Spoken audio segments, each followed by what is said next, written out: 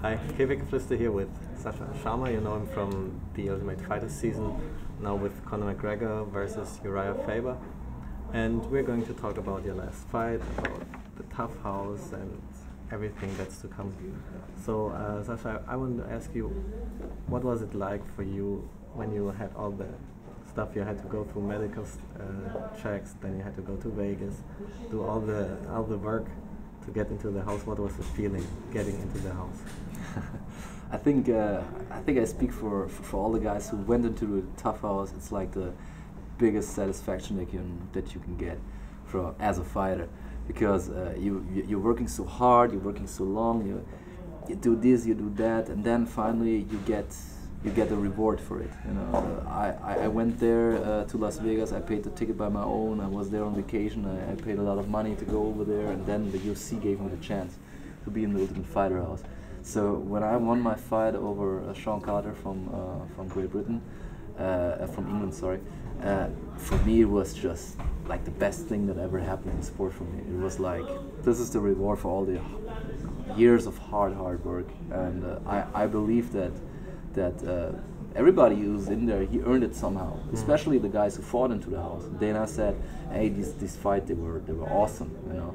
And yeah, even though they did not show much of my fight, you know, I think I fought against a guy who was a Cage Warrior veteran. I come from a little town. I come from a little gym. You know, I have to drive long hours to get to wrestling club, to get to a boxing club, to get to an MMA club. And I was just so happy to represent my area, to represent Germany, you know, and that made me so proud. And I was so happy to wave the flag of India and of Germany too. You told me in the beginning that it came with a prize, not just a monetary prize, but you also had some injuries when you fought.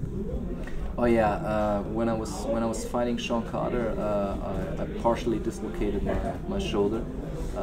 It was like in the very first round, I tore my labrum. I was shooting in for a takedown, and he was sprawling on my shoulder, and I tore my labrum. And I was trying to hide it, you know, during the first round. You know, but it was a problem. I had to hide it in the break, and I was fighting through the second round also with the shoulder.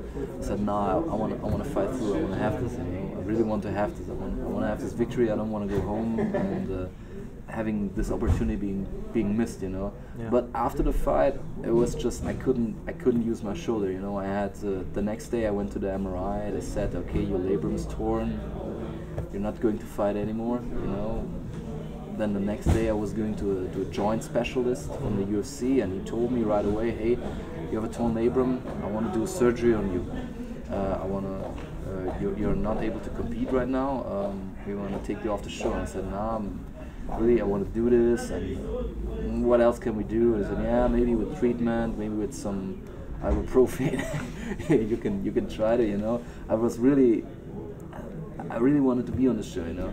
And it was like this, when I came home, I was not even able to get into a rucksack or open a door or shake somebody's hand with the left hand. I can remember when we were doing the shoots for the trailer, everybody was doing shadow boxing, everybody was doing fancy kicks. I couldn't do nothing, you know, because every time when I was moving the shoulder, it just hurt so much, you know. And I felt it, you know, when you have a torn labrum, it feels and it listens like, and it sounds like that that there's some paper in your shoulder, and it's cutting, you know. It's a very weird sound, but doc said to me, "Okay, that's one of those it's one of those signs that you have this, you know." And I can remember, you can see me in the trailer, I just do this, you know, and the others, they were shadow boxing because I couldn't do anything else, you know. The first week after the fight, I was just training on the airline bike. I was just doing light pad work. Every time when I was hitting with the left hand, every time when I was clinching, it was just such a pain, it stopped me from going on, and my shoulder felt so loose. And the doctor told me, "You gotta be careful, because if now your shoulder is very weak, it can dislocate very easily, and then there are even worse injuries that can happen, you know. So be careful, you know." I know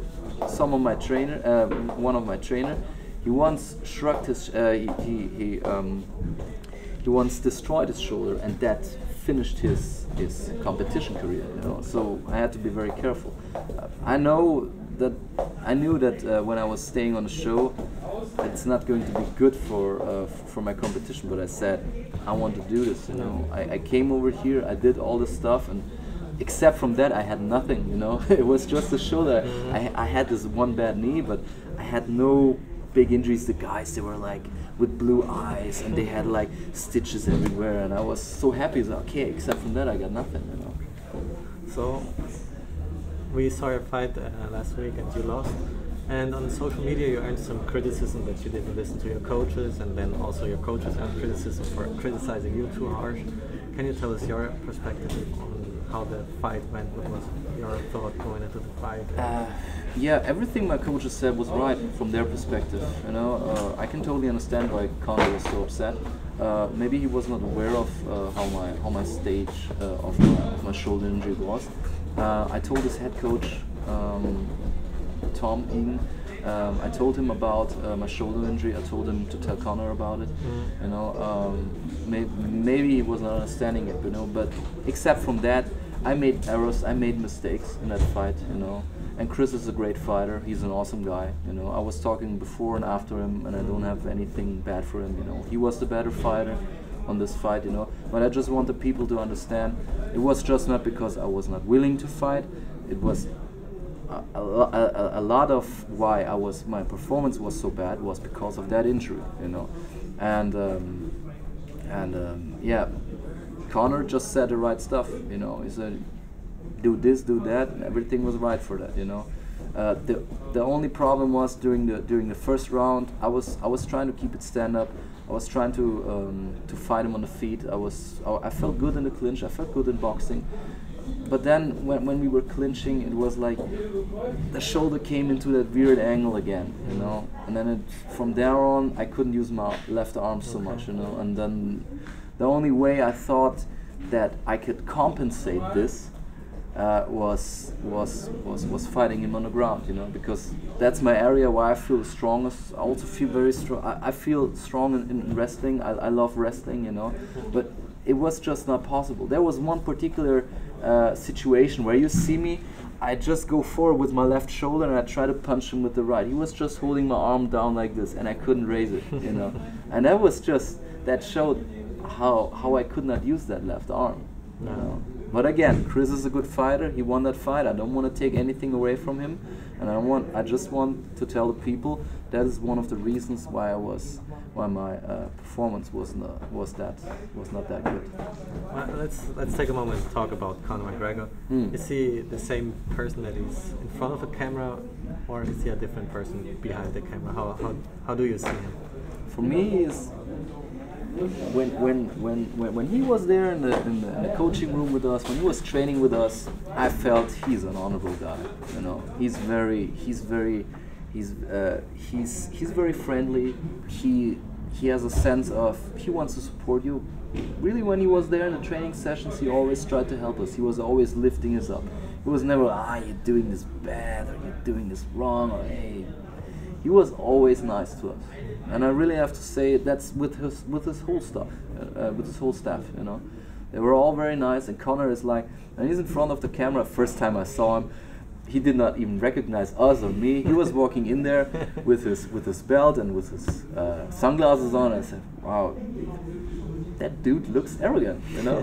He really looks like, you know, he thinks he's something special. But as soon as the first time we got into that room with him, where he made his announcement, hey, you're here for you, forget about Team Europe, forget about Team USA. I saw, hey, this guy, he's talking reasonable stuff, you know. And I was talking with him in private. You know, after the fight, we were talking to each other, and he apologized to me, and you can also see this on the show, you know. He apologized to me and said, hey, I said some rude things about you, I'm sorry about that. And that showed me just that he's a great person, you know, because knowing that you made something wrong and then say, I'm sorry for that, apologizing for it, that shows greatness for me, because he's a big guy, you know. He just could have let it go and just being upset about me and let the whole world think that I'm an idiot, you know. But he said that I'm a good guy, and he said that I have work ethic, you know, and for that I'm thankful, you know. And I'm very thankful that I had the ability to be in his team. You know, working with him and his guys. I'm very thankful for that. That's great news.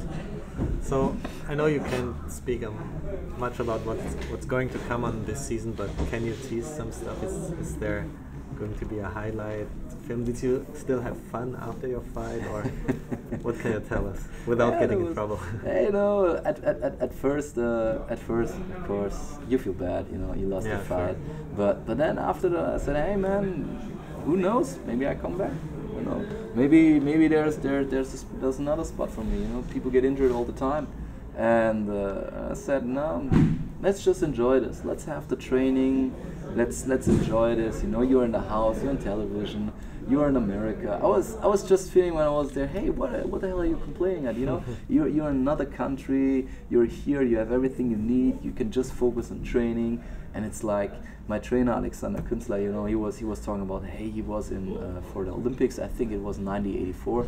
He was in Colorado Springs and he was training there, and just felt like him. You know, you're away from home, you're training in a different country with people from different countries, so there was a lot of stuff to enjoy. You know? You saw it in the teaser there. There's a coach's challenge. There's pool parties. There's some rage going on. You know, it was funny to enjoy it. It was funny to see all this stuff. You know, I had very much fun. You know?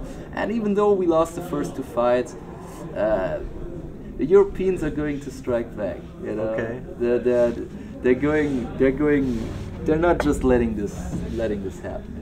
I don't say that we are going to win anything. I don't say anything about any results, but they won't let themselves go down like this. You know, I think that's good for me, because I'm not allowed to say anything about the results.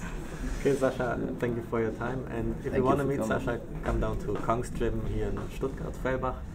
He's here 3 times per week, and I'm sure you're going to tell more about your experience in person. And also, he's a great coach. So, do you have any last words? You want something for sponsors, for your fans? Yeah, I'd just like to thank you to Käfigeflüster, thank you to you that you came over here, and yeah, follow up the show. There's a lot of good stuff coming up too, and I'd like to thank all the guys that support me, my team from Kong's Gym, my team from KSV Berghausen, my boxing trainer Alexander Künstler and Uwe Kreutner, and also my sponsors Adidas BJJ Germany and ESP Nutrition. And yeah, thank you. Well, thank you too. And this interview is also available in German, and we see you around.